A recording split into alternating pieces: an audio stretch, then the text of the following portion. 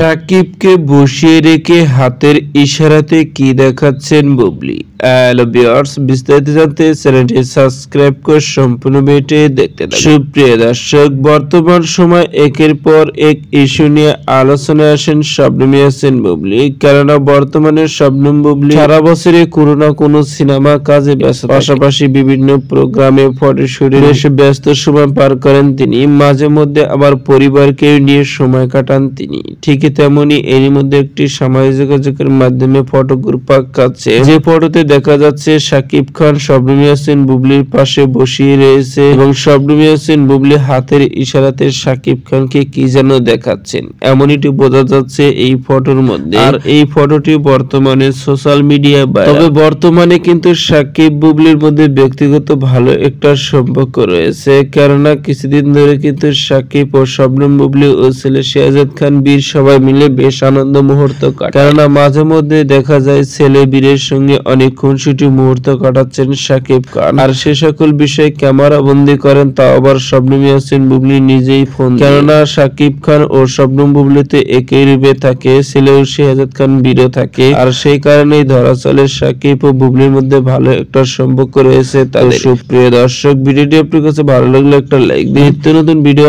Update পেতে চ্যানেলটি subscribe করুন। অসংখ্য ধন্যবাদ পুরো ভিডিও করার জন্য।